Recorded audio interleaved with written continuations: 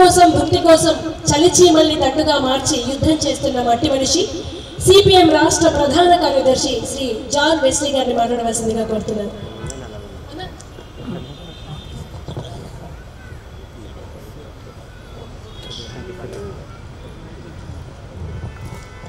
అందరికీ నమస్కారాలు. బాబ్జీ గారు తీసినటువంటి అంటే హీరోగా, ఆయన రచయితగా, అలాగే అనేక రూపాల్లో ఆయన పాత్రలు సినీ రంగంలో ఉన్నాయి. ఆయన తీస్తున్నటువంటి పోలీసు వారి హెచ్చరిక సినిమా విజయవంతం కావాలని చెప్పి సిపిఎం పార్టీగా కూడా కోరుకుంటున్నాను. అలాగే అందులో నటించినటువంటి నటులందరూ కూడా వాళ్ళ నటనలో కూడా వాళ్ళు మరింత ముందుకు వచ్చేటట్టుగా ఈ సినిమా ఉపయోగపడుతుందని చెప్పి కూడా నేను భావిస్తున్నాను. సమాజంలో ఉండే అసమానతల నిర్మూలన కోసం పనిచేసేటటువంటి సినిమాలుగా ఉన్నప్పుడు అది సమాజానికి ఉపయోగపడుతుంది. సహజంగా ఉత్సాహవంతంగా ఎంటర్టైన్మెంట్ కోసం చాలా విషయాలు వస్తాయి, చాలా సినిమాలు వస్తాయి, చాలా పాటలు వస్తాయి. కానీ సమాజానికి కూడా ఉపయోగపడేటటువంటి వచ్చినప్పుడు అది ప్రజల్లో మరింత ప్రభావితం చేస్తుంది. సినిమా అనేది ఈరోజు చాలా పెద్ద ఎత్తున ప్రజల్ని ప్రభావితం చేస్తున్న అంశంగా మనం చూస్తున్నాం.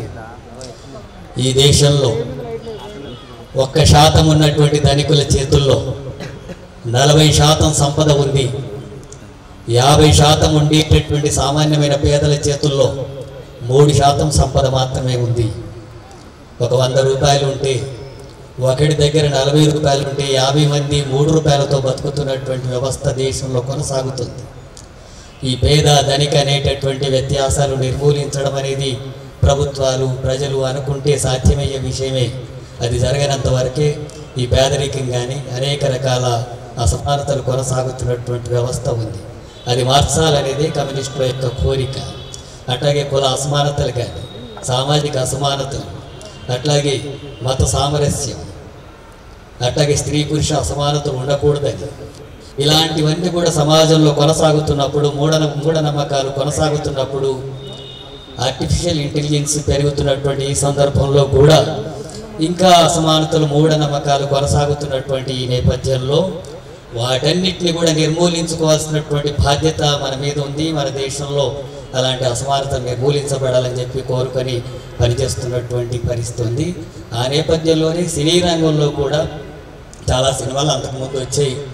మాదల రంగారావు గారు తీసినవి కానీ, నారాయణమూర్తి గారు తీస్తున్నటువంటివి కానీ, అట్లాగే టి కృష్ణ గారు తీసినటువంటి సినిమాలు కానీ అనేక సందర్భాల్లో వస్తున్నాయి. ఇప్పుడు బాబ్జీ గారు కూడా ఆ రూపంలోనే ఆ ప్రయత్నం చేస్తున్నారు. అలాగే భరతరాజరెడ్డి గారు కూడా ఆ ప్రయత్నాలు చేస్తున్నారు.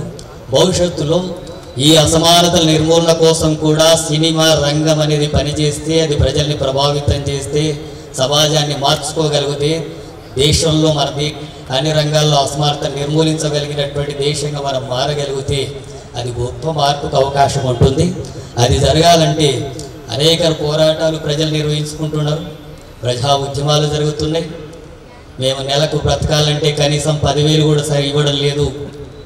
ఒక 10,000 రూపాయల్లో కుటుంబం ఎట్లా పోషించుకోవాలి, ఎట్లా బతకాలా, ఎట్లా చదివించాలా, ఎట్లా ఇంటికి రాయి చెల్లించాలా అనేటటువంటి పరిస్థితి ఉన్న ఈ నేపథ్యంలో కోట్లాది మంది ఆ ప్రజలు చేస్తున్న శ్రమ ఫలితంగా దేశం అభివృద్ధి జరుగుతూ సంపద సృష్టించబడితే ఆ సంపద వాళ్ళకు రానప్పుడు ఆ అసమానతను నిర్మూలించడం కోసం పనిచేస్తూ పోరాడుతున్నటువంటి క్రమంలో ఆ పోరాటాలకి కళారంగం కూడా అండగా ఉండాల్సిన అవసరం ఉంది. సినీ రంగం కూడా అట్లా అండగా ఉండాల్సిన అవసరం ఉంది.